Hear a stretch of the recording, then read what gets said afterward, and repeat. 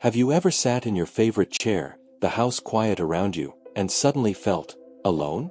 Maybe the phone hasn't rung in days. Maybe your friends aren't as available as they used to be. Or maybe, even when you're around people, you still feel a little invisible. If that sounds familiar, you're not alone. And I don't just mean that as a comforting phrase. The truth is, loneliness after 70 isn't just a feeling. It can actually take years off your life.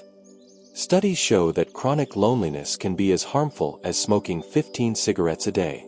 It weakens your immune system, raises your risk of heart disease, and even speeds up memory loss. But here's the good news. You have the power to change that. Today, we're talking about 6 simple, joyful ways to stay connected, feel valued, and live a longer, happier life.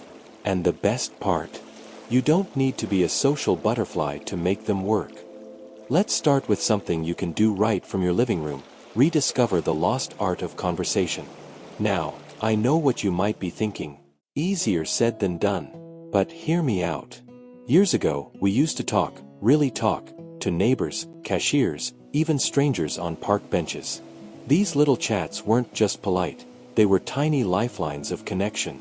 Today, we've traded those for texting and scrolling, and it's left so many of us feeling lonelier than ever. But what if I told you that just 5 minutes of real conversation a day could rewire your brain for happiness? It's true. Start small. Next time you're at the grocery store, ask the cashier how their day's going, and really listen to the answer. Call an old friend instead of texting. Even talking to your pet or a houseplant, yes, really, can keep your social muscles active. The key isn't the topic, it's the act of sharing your voice and hearing another's in return. Asterisk now, if conversations feel daunting right now, try this instead. Find your tribe. Yes, they're out there.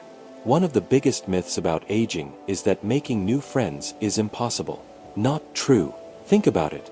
There are millions of people your age craving connection just like you. The trick is knowing where to look. Senior centers, community classes, even online groups, yes, they're not just for grandkids, are full of potential friends. Love gardening? Join a local club. Enjoy books. Libraries often host senior reading groups.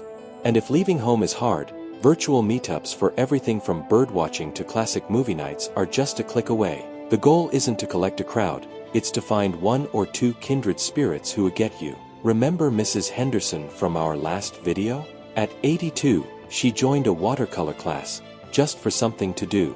2 years later, she's part of a tight-knit group that paints together every Thursday, and goes out for pie afterward.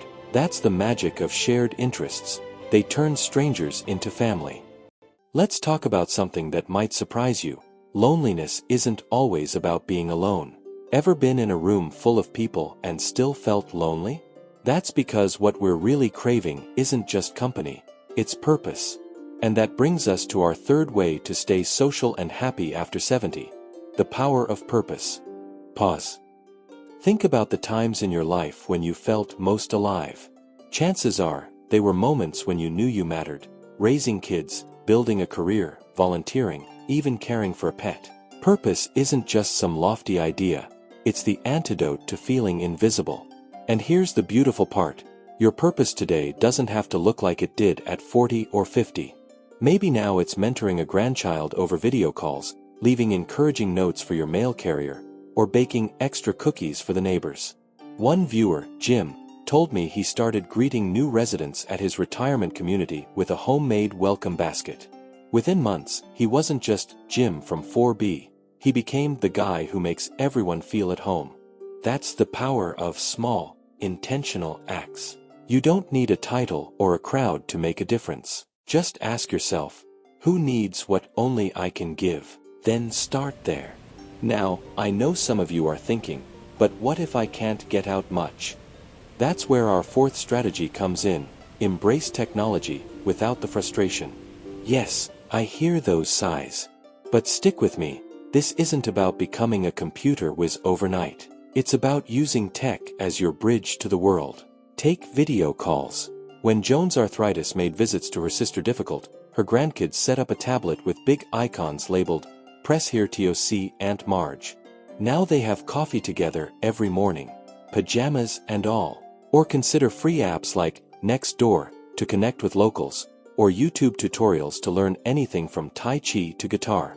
The key: start stupidly simple.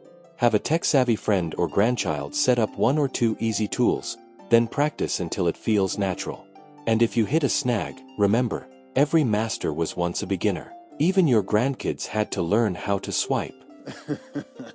Of course, technology's just one tool. Sometimes, the best connections happen when we least expect them, which brings me to strategy 5. Say yes to new experiences. Now, before you groan about bungee jumping, hear me out. New doesn't have to mean extreme. It could be as simple as trying a different grocery store where the staff might recognize you, attending a free lecture at the library, or even switching up your daily walk route. Why does this work? Novelty wakes up our brains and makes us more approachable. I'll never forget Ruth, who at 78 decided to take a beginner's pottery class, just for fun. Not only did she discover a hidden talent, but the woman at the next wheel turned out to be a fellow World War II history buff. Now they meet weekly to sculpt and swap stories. The lesson: every yes is a door cracked open for connection to walk through. But what about those days when loneliness feels heavier? When the house is too quiet, or grief makes socializing feel impossible? That's when we turn to our final, and perhaps most profound, strategy. There's a kind of loneliness that doesn't always get talked about, the kind that lingers even when you're doing all the right things. Maybe you've joined a club, said yes to new experiences, even mastered video calls. But some evenings, that quiet still feels heavy. If that's where you are, this last strategy is for you. Reframing alone time as soul time. Pause. Here's the truth no one tells you. Being alone doesn't have to mean being lonely. In fact, some of history's wisest souls, artists, writers, thinkers, cherished solitude as sacred space. The difference: they didn't just pass time, they invested it. Imagine your quiet hours not as empty, but as a blank canvas. Write letters to future grandchildren, even if you never send them. Keep a gratitude jar where you drop notes about small joys, a perfect peach, a neighbor's wave. Listen to music that makes your soul sway.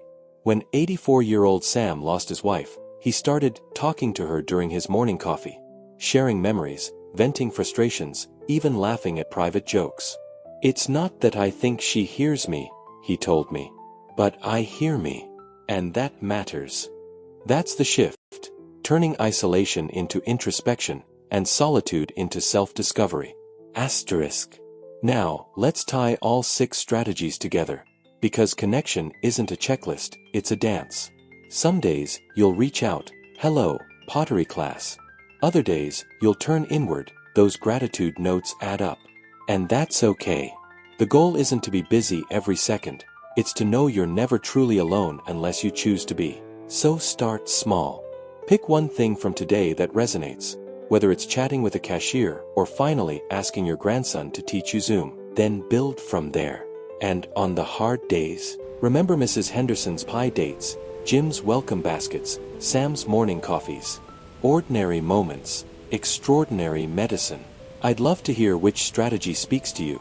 Drop a comment below sharing your experiences or plans. Maybe you'll inspire someone else feeling the same way. And if this video helped, do me a favor, hit like so others can find it too. Because nobody should navigate aging alone, and thanks to you being here today, fewer of us will have to. Here's to your next chapter, may it be your most connected yet.